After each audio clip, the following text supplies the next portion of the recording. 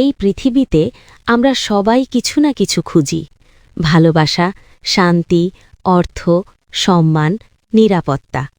কিন্তু একদিন এই সব কিছু ছেড়ে আমাদের যেতে হবে। সেদিন আমাদের সঙ্গে থাকবে না টাকা, থাকবে না নাম, থাকবে শুধু আমাদের আমল। আর থাকবে এক প্রশ্ন, আমরা কি প্রিয় নবী মুহাম্মদ সাল্লাল্লাহু আলাইহি ওয়াসাল্লামকে সত্যিকারভাবে চিনেছি? তার পথে কি চলেছি? আজকের এই ডকুমেন্টারিতে আমরা জানব সেই মহান মানুষটির কথা, যাকে আল্লাহ বানিয়েছেন সমগ্র মানব জাতির জন্য রহমত। তিনি কোনো রাজা ছিলেন না, তিনি কোনো ফেরেশতাও ছিলেন না। তিনি ছিলেন একজন মানুষ, কিন্তু আল্লাহর কাছে সবচেয়ে প্রিয় মানুষ। তিনি হলেন হযরত মুহাম্মদ সাল্লাল্লাহু আলাইহি ওয়াসাল্লাম। আল্লাহ কুরআনে বলেন, আমি আপনাকে সমগ্র জগতের জন্য রহমত হিসেবেই প্রেরণ করেছি।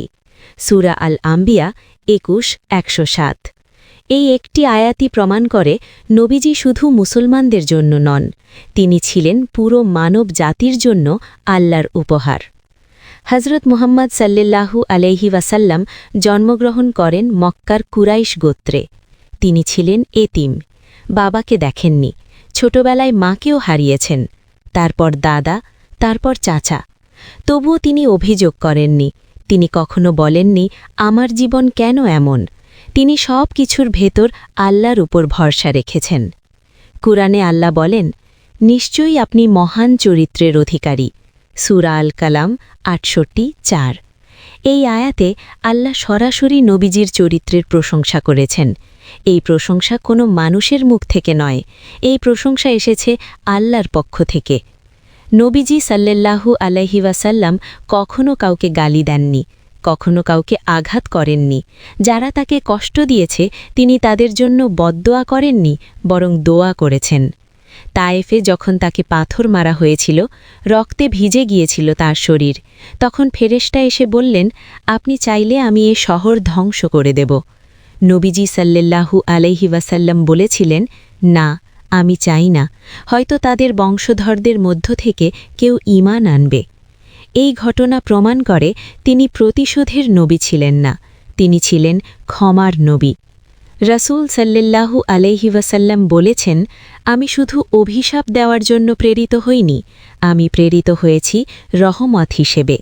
সহিহ মুসলিম হাদিস 2599। তিনি শিশুদের আদর করতেন, দাসদের সঙ্গে বসে খেতেন, গরিবদের আগে সালাম দিতেন, নিজ হাতে ঘরের কাজ করতেন।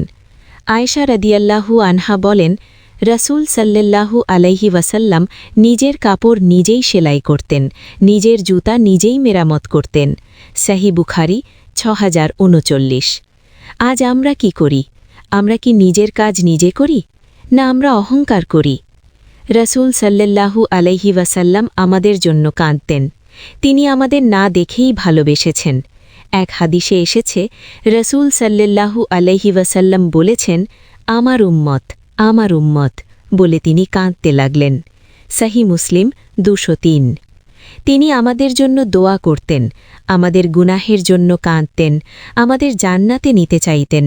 তিনি বলেছেন, কিয়ামতের দিন আমি আমার উম্মতের জন্য সুপারিশ করব। সহিহ বুখারী ৭৪৭৪।